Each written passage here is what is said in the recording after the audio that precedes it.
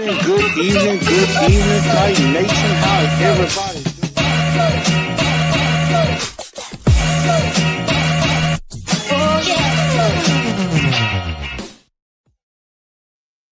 doing? Good evening, Titan Nation. How's everybody doing? Welcome back to another edition of TNT Tonight. I'm your host, Chris, aka Blue Enforcer, and we're gonna have a fun episode on this evening. I apologize, I did not do an episode last night. I ended up having to work last night, so I'm doing it today and trying to get that taken care of. I will be, but of course, a lot of you may watch this episode. I'm already going to be at work, but I'm making sure that I get this out with you with the Rams coming up this Sunday. A very important game for the Tennessee Titans at home for the first time at Nissan Stadium as they get ready. But make sure y'all follow me on Facebook, X, and Instagram at Titans_N_Truth on Instagram, at TNT Blue Enforcer on X, and at Facebook, follow me at Chris A. Newell right there. I'm trying to work on the Facebook page again, had some issues, but definitely follow me on my own page, Chris A. Newell. And definitely make sure if you're watching on YouTube, definitely go ahead and hit that like. Go ahead and hit that like button as you come in, and also hit the subscribe button if you are new to the channel. That way you know when I come out with new content, and hit that all on the notification on the bell so that way you know when I'm coming out. If you're on Facebook, make sure you like and give a follow. Again, Chris A. Newell. Definitely follow me on that page there as well. And I definitely do appreciate everybody tuning into the show tonight. But let's close out the game against the Denver Broncos with, as I like to call it for the first time this year, the good, the bad, and the god-awful. And we're going to start with the good. There wasn't a lot of goods, but there were a few. One was Cam Ward. I think Cam, even though the statistics doesn't show it, he definitely showed some poise in the pocket. He showed definitely leadership capabilities and showed that maybe the Titans have found their guy.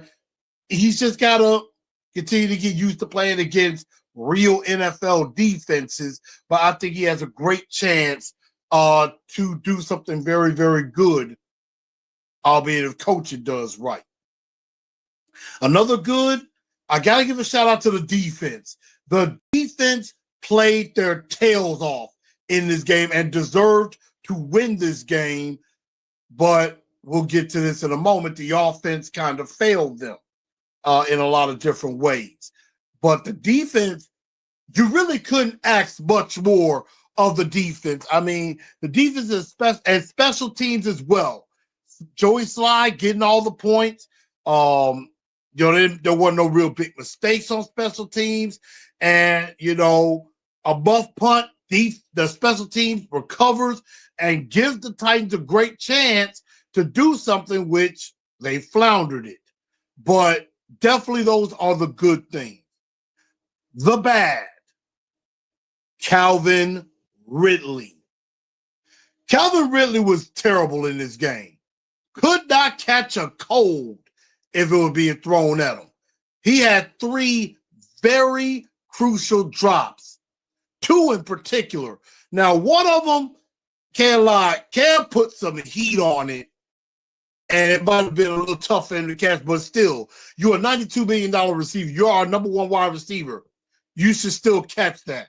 But then there was 2 other ones where it's like, I could have caught those. But he had the dropsies, and he's going to have to redeem himself in this game. So Calvin Ridley was bad. Tony Pollard wasn't all that great either. What I'm about to mention definitely played a part in Tony Pollard not getting yards that he needed to get, and he also fumbled the ball once. Wasn't very good on that one. The god-awful. First off, the offensive line. We thought this offensive line was going to be a little better. If week 1 is any indication, we got problems. we got problems. And I'm going to go ahead and put this out. The word has already been put out. J.C. Latham, our right tackle, is out for this game. We don't know how long J.C. Latham is going to be out. He could be out for multiple weeks, and that could be a problem. Right now, it looks like Ole Aduo, John Ajoku, or Hance are going to be the first guys to get a look at right tackle, which I'm going to be perfectly honest, I don't really have a lot of faith in either one of those guys. That being Blake Hance, I don't really have a lot of faith in those guys. Honestly, if it were up to me, I would be giving Brandon Crenshaw Dixon, I would give him a little bit of a look at right tackle and see if he could do the job. And so Udo left a lot to be desired. Joku, we know he sucks. You know, Blake Hance, we don't know yet. And that's something we're going to have to find out. But the offensive line was terrible. Absolutely terrible. And there is no ifs, ands, or buts about it. I mean, Alba wanted to.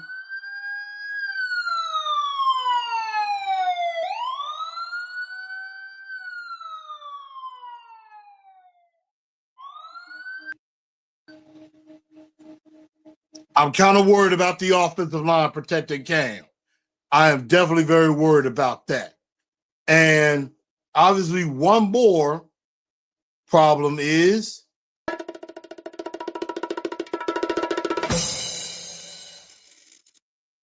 that would be Brian Callahan is another god awful. Coach Callahan called a terrible game. He did not put Cam in the best position to succeed. He didn't put anybody else in the best position to succeed. That is your job as a head coach. You maximize your players' ability and you hide the deficiencies. Good coaches understand, okay, my offensive line is a little weak right now. How do I mask that and still have success? Brian Callahan didn't do that. Maybe the next game he's made some adjustments. We're going to wait and see on that. But a lot of people have already called for Brian Callahan's head already. I'm not one of them just yet, but if this trend continues on, that's going to grow. That much I guarantee you it's going to grow, and it's going to go like this. It'll explode on you. And he will be the laughing stock of the town.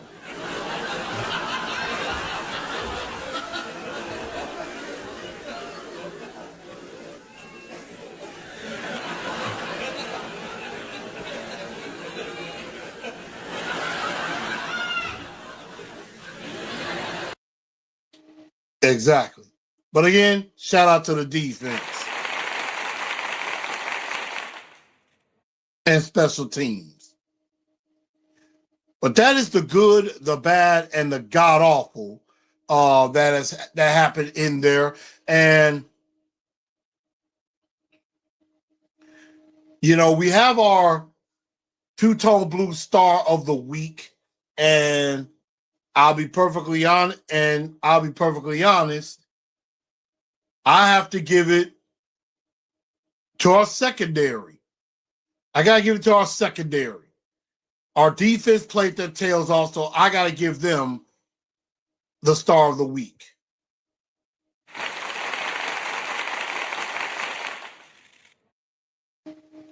Definitely the two-tone blue star of the week. I got to give it to the defense. Make sure y'all put y'all comments down below. Who did y'all think was the two-tone blue star of the week? And then our dunce of the day. This one was tough. I'm going to say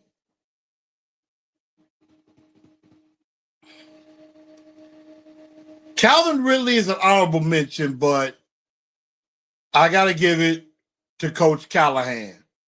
So the two-tone blue dunce of the day is Brian Callahan, especially for not understanding the rule of challenging a call when one elbow down in bounds is the same as 2 feet.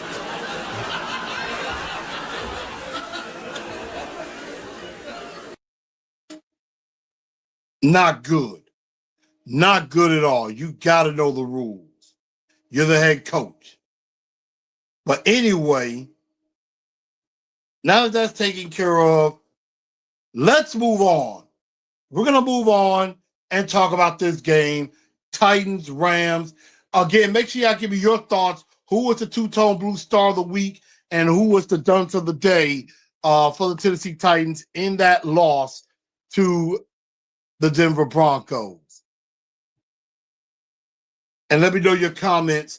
Let me get your comments down below. But the Titans now are at home. First home game of the year. A pretty good crowd is probably going to be there. Because they're going to want to see Cam's first game at Nissan Stadium. So the question is, how do the Tennessee Titans take care of business and beat the Rams, even though the Rams are a 5.5-point favorite in this game? Kickoff at noon, and we will have our Blue Enforcer 4 points to victory.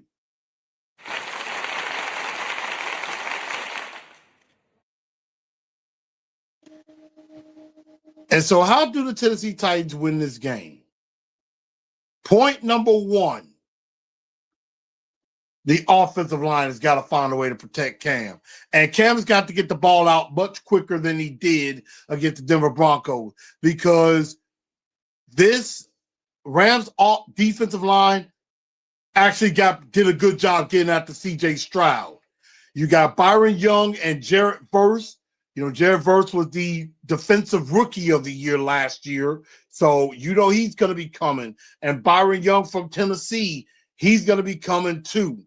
And that defensive line, not bad at all. They got some good players on that defensive line, and that could cause some problems. Like Kobe Turner, Puna Ford, Tyler Davis, definitely there. So you got to really pay attention with those guys, and you're gonna have to be able to protect Cam, because if Cam can get protection, he can do a lot of damage. But if he doesn't get the protection he needs, we're gonna have a lot of problems. So O-line has to protect Cam, but Cam has also got to have the wherewithal to get rid of the ball and get it out quickly. Speaking of which, when Cam gets it out quickly, Calvin Ridley, catch the damn ball. It ain't hard. Catch the football. And I'm mainly talking to Calvin Ridley. The Alec Manor, Tyler Lockett, they got to catch the ball when they get their chances too. But catch the ball and help Cam out. Please do that. Make sure y'all like, share, and subscribe to the channel, and put your comments down below. And what y'all think are the best points to victory. Number 3, keep up the pressure and keep getting turnovers. We want a turnover battle 4-1, so we're at a +3. We got to keep on the plus side. Offense can't turn the ball over. Defense needs to cause some turnovers. And that means getting after Matthew Stafford and putting him on his back quite a few times. We did a pretty decent job of getting to Bo Nix and causing problems for him. We can still do the same thing to Stafford as well. And last but not least, and this is going to be a very difficult job to do, you got to find a way to limit Puka Nacua and Devontae Adams. And I heard Tyler Rowland of TikTok podcast, Locked On Titans, he basically said, look, if I'm the Titans, I'm playing L'Jarius Sneed all game, put him on Devontae Adams, and let everybody else collectively close in on Puka Nacua. Puka Nacua is pretty damn good. That much is not a lie. Puka Nacua is good. And the Tennessee Titans are going to have to collectively shut him down. And let L'Jarius Sneed be like, hey, I got Devontae Adams. Everybody else, take care of Puka Nacua. That's what you got to do. Nacua had, I believe, 10 catches on 13 targets.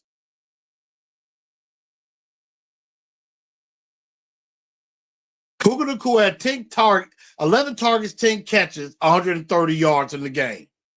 Now, Devontae Adams wasn't too bad either. 4 catches, 51 yards on 8 targets. But that was where most of the targets went. 14 of his 21 completions went to Nacua and Adams. 19 of his 28 throws went to Nacua and Devontae Adams. 19 of 28. 19 passes, out of his 28 passes, 19 of them went to Adams and Nacua. 9 went to the other receivers and tight ends. So he's going to try to feed Nacua and Adams a lot. And we're going to have to find a way to limit them. So the Minnesota Blue enforced 4 points to victory. Now the question is, the moment of truth, who wins this game?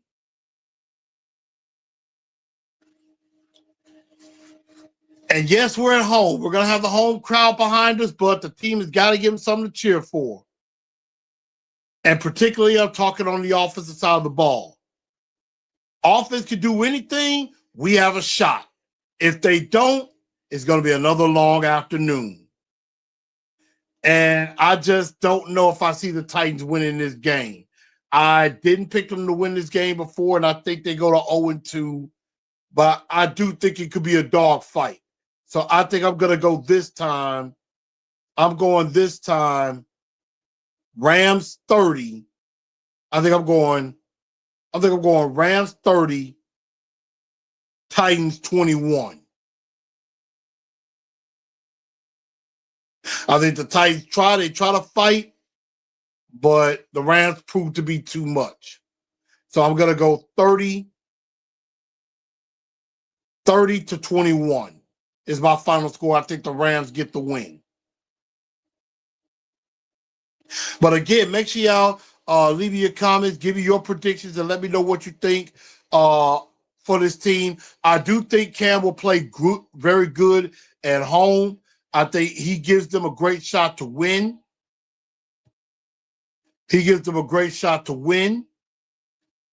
But at the end, I just don't know if the offensive line is going to hold up. And Callahan has got to show he can coach it. Because if he doesn't, we're going to have problems. We're going to have major problems. But everybody, I think that's going to just about do it for tonight's show. I thank everybody for tuning in to TNT tonight. Make sure y'all leave a comment underneath and make sure y'all follow all the pages and everything. I thank y'all for tuning into the show, and y'all have a very good rest of your night. And as always, tighten up, because that's all we know how to do. Good night, y'all.